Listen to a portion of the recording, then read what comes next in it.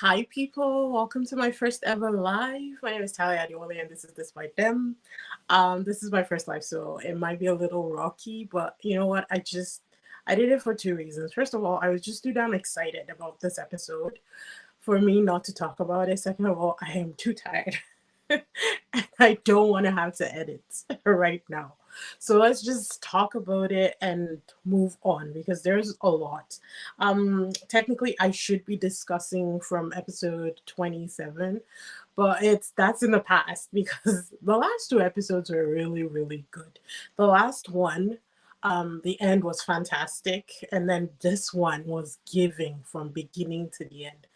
I want to know what exactly the producers are on, to be honest. Like, what is it that these producers are like? What are they doing? Because I need me some. Because this drama was on another level. But I also think that it was a little mean. But we'll get to that. We'll get to that. Let's just pick up some. Let's see some points that I wrote down from 26 and no 27 and 28 before we get to 29. So I was like, I didn't like when Destiny was giving Zay attitude. Destiny's thing is all about, I will only talk about something on my terms, and that's not how you do. That's not how you create a relationship. That's not how you sustain a relationship. I'm not really on the Destiny boat. I think that she's a great gal. I love her legs. It was the first thing I said when I first saw her. But the attitude, I just can't get behind. I'm not really even saying that, she needs to be with Zay. I think maybe that she can. I don't know. I don't know about her and Zay, if I'm being honest. I think they can figure it out between themselves. I don't see them as a couple, but I think he deserved more from her and he deserved better from her. Um, his questions weren't even that complicated, if I'm being honest. He was just asking, why were you so heated about what you saw about Mike? And there were ways where she could have said that. I get what she was trying to say, that she wanted closure, but there were better ways that she could have put it out there, you know? And she could have easily said that I had feelings for this guy. He didn't tell me about this. I wanted the closure and that was it. I apologize if it made you feel some type of way at that point in time, but you are my focus.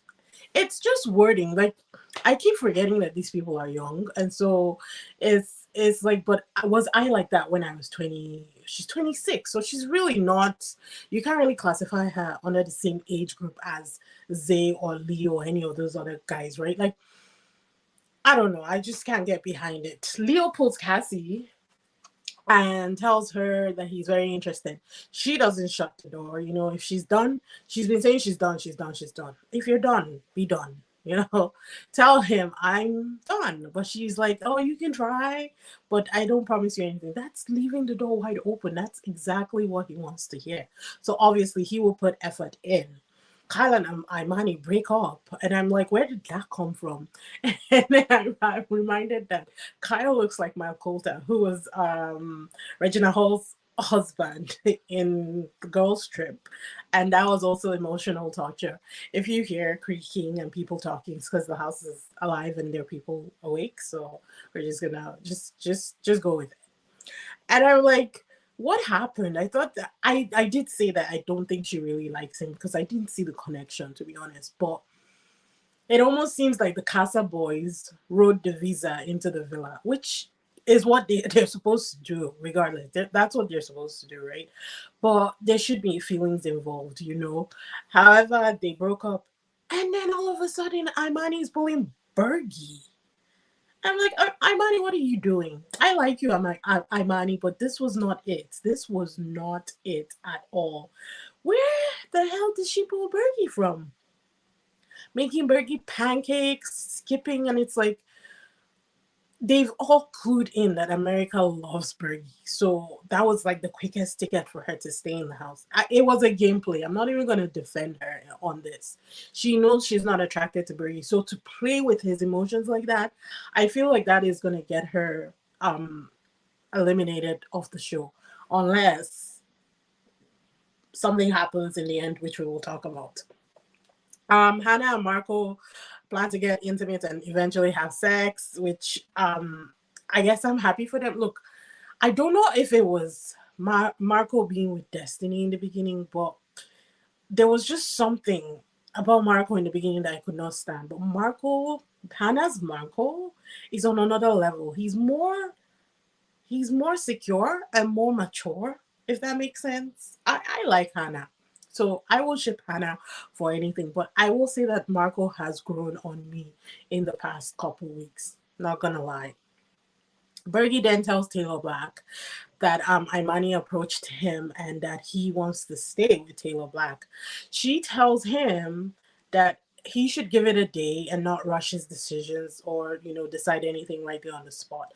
And I think that that was fine. Honestly, she's so much more mature than him, especially when it comes to relationships and those kind of things. I think even emotionally, she's like miles ahead of Bergie. So I felt like that was fine for her to say that. I felt bad that she had to point that out because it's a hard thing to do. It's a risk, but it was the right thing to do, especially for Bergie in that situation. And then evening comes around, Sarah shows up and she reveals the four girls and the four boys with the fewest votes.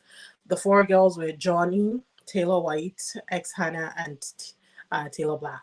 The four boys were Leo, Mike, Zay, and Keenan. Oh Lord, when I tell you, I screamed when they said Keenan's name.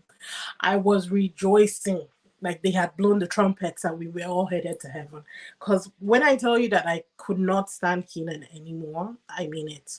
And I was even past the point where I was emotional for KK. I had completely given up on KK at this point. I just could not stand the disrespect and the whole thing that was Keenan. So Sarah, at the end of that episode, Sarah, which was the last one, Sarah announces that the girl with the least amount of votes and the girl that was going home was ex Hannah, which is what I call her. And the boy, they didn't really talk about the boy, but the boy ended up being Keenan. And I rejoiced. I rejoiced, like knowing fully well like KK was going to follow him out of this house because that's what she does. She's like a Keenan stan. She's in love with him. And then and you know what? I was like, they can both go. I am happy with that decision. And then the next and then Mike was now disrespectful because Sarah kept asking, she asked her before, that she asked KK if KK was sure that she wanted to follow Keenan out. And then she asked again, are you sure? And then Mike was like, oh, that's disrespectful. What was wrong with him disrespecting Sarah like that? Look, I might not like her as a host, which honestly, she's proved me wrong. She's doing great. She has a solid backbone and she does it right. But what right did Mike have to disrespect her like that? I just love that he showed himself, to be honest, because he's the other person that I could not stand anymore in that house. And then the next girl that America sent home was Taylor White, which I'm not surprised about. Like, she was okay, but they weren't really bringing any drama or anything, to be honest. So yeah, they got booted. And of course, Jonah, he made a speech and eventually ended up following her out. Jonah looked good. Almost like he knew that this was his last night in the house. He looked very good. They had them all styled and they looked good. I'm not even gonna lie. So next guy to go was Mike. Thank the Lord. I was like, just out with the rotten apples because they were both terrible. So I was happy to see them go. So in the end, the only people left were Leo, Zay, Johnnie, and Taylor Black, who I will be referring to Taylor now because she's finally the only Taylor left in the house. And so we move on to episode 29, which we already did, starting with the Keenan and Mike evictions. The Bergie says he's still upset with Leo because Leo actually slept with someone in the house and he prefers Keenan. To me, they're equal. I'm not even gonna lie. They're equal because I can't even say that I will choose Leo because he did sleep with someone. He did break the trust of Cassie. But Keenan was no better. Let's be honest, Keenan was no better. He was just as bad. You can't just hide behind the fact that he didn't sleep with someone. You can't be doing stuff with people and say, oh no, well, I didn't sleep with her, and then it's okay. That's not right. So to me, they're both equally as bad. Marco and Hannah exchange I love yous, which was so cute for them. Like I said, Marco has grown on me. He looks more mature now. He seems more of a man. He carries himself straighter. He looks like, I don't know what, I think it's just the effect of Hannah on him. But he's looking really, really mature for some reason. I think I just like them together and I stand them. And if they win, I'm happy about it. Zay and Destiny are talking, and I thought that Zay would be like over the moon, that he got saved because he almost went home, and that he'll be like wanting to savor his time in the villa and really get to know Destiny. This homie turns around and says that his greatest regret is the fact that he did not make more connections.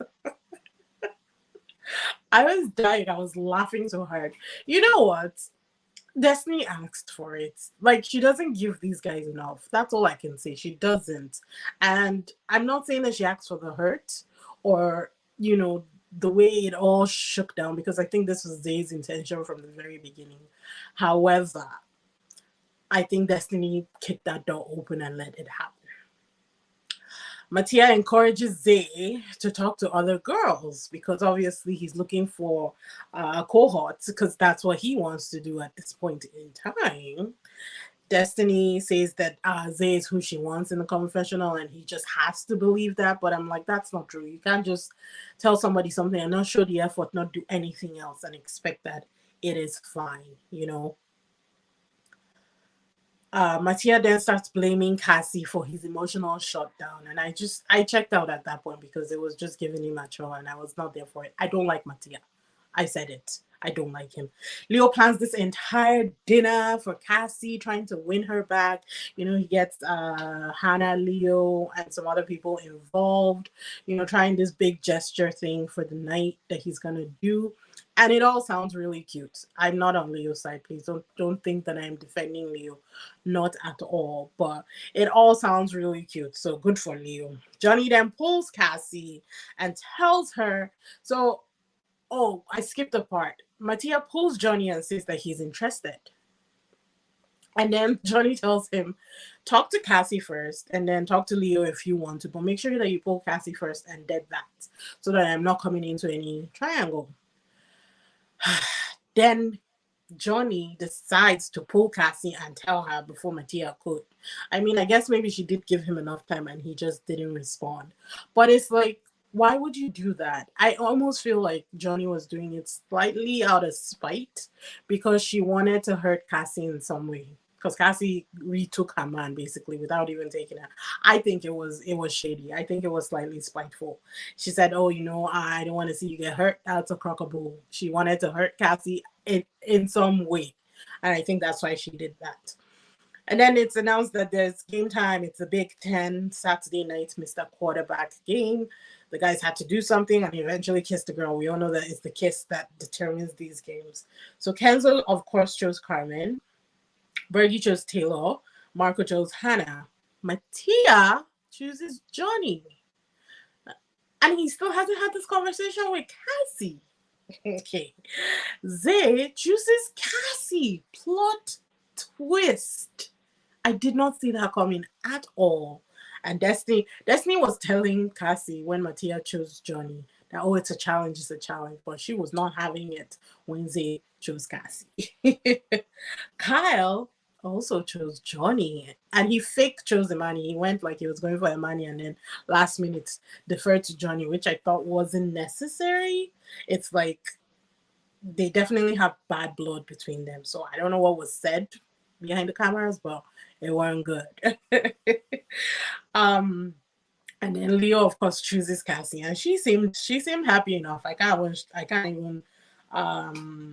even lie about that. Honestly, I actually like the guys fighting over her for her ego boost. She definitely has more of a spine than Kiki ever did when it comes to Leo and making him work for it. So I like that for Kassy. The cheerleaders then choose Bergie as the Mr. Quarterback. Not sure why, but good on him. Matia still hasn't pulled Kassy, but pulls Leo to tell him that he is respectfully taking himself out of the situation so that Leo can chase his girl. the girls pump Kassy up and tell her, go defend yourself and talk to him and be like, I'm not transactional. I'm not a property that you guys can fight over. I'm a person. So if it involves me, talk to me. Which I thought that was right. I'm not gonna lie, I thought that was right for her to do that. So Kassy goes up to them and obviously pulls Matia aside, and then they finally did things and it's over. And I just like the way that she stands up for herself. If nothing else, if nothing else that Kassy has done in this house, I have liked the way she has stood up for herself, and she could teach somebody else who was in that house a lesson or two about standing up for yourself. Leo definitely is putting in the work. He's doing the most. Definitely did a lot more to win his girl back than Keenan ever did for KK. And so he's setting up and everything. And then Kassy gets a text. And I guessed it. As soon as she got the text, I paused and I was like, she is going on a freaking date. I guessed it, and I guessed it right. And they told her not to tell anybody. And she goes outside. They said, oh, Scott, don't tell anybody X. Not me. Not even cluing in that it might be Scott from Love Island UK. Plot twist. The producers are definitely on smoke. They are doing something, and it is giving. It is giving. I can't even lie. Oh, my Lanta. It was insane. I'm not even gonna. So if you don't know, if you didn't watch Love Island UK, Scott was in there. And there was this whole thing with Scott and Catherine. The world hated Catherine because of what happened to Scott. Wasn't her. Well, let's not even get into it. Scott then fixed a relationship for like 3 weeks with this girl named Abby. That was the whole thing. Like, Scott is famous. Let's put it that way. And he is cute. So I don't see it happening with Scott and Kassy. Kassy is not Scott's type. But they flash back to Sunday's episode, or flash forward to Sunday's episode, and he has a date with Imani, and that is locked in because Imani is his type. Hook, line, and sinker. And I see that happening. However, unless Scott's tribe from the UK rise up in the US, I feel like Imani's shindig or shenanigans with Bergie from earlier this week is gonna sink her off Love Island. I love Imani. You guys know. You know that I like her. I really do. But that whole Bergie situation, no. Imani needs to go where? In the bin. Shout out to Nicole Davis. Just love that expression. For that alone, I still stand this girl, still love her. But that was lowbrow, and that was not good. That was not cool. So Kassy during the date says that Leo is not an option, and that Matia they just broke up, so she's single. So I'm looking at Kassy like, you know, I do see her and Scott being cute, but she's not his type. If Scott chooses Kassy, he's doing the same thing that he did with Abby, 100%, and we can call it out right now. I'm not sure how well he's gonna do, but Scott is good for he's good for drama. He's good for the audience. So he was definitely entertaining in Love Island UK. And I'm just talking the one that just ended here. So it's not even fun. He's still very fresh on our minds. And there were rumors going around that he and Catherine might have something. Well, if he's on Love Island right now, then I guess that's not true. And I think that I don't know how that might come. I don't know how this will all play out for Scott in this, but I'm happy to see him in action again for sure. The episode was given. The producers are definitely on something. Definitely mean, because they just left Leo hanging in the house with his cocktail and candles. They left Leo dead. Personally, I wouldn't go back to Leo, at least not for like 10 years. He needs to definitely mature and, never do what he has done to Kassy to someone else. That is the only way that I will go back to Leo. But right now, no. I think Leo needs to sit in what he has done and actually really, think about it and understand what he has done. But we'll see what happens come Sunday. I'm absolutely loving these episodes. And yeah, I did not want to do an edit today. That's why I did a live. But I hope you guys enjoyed it. Maybe next time I'll do one during the day where you guys can join in. I have kids, so it's going to be harder. But we'll see.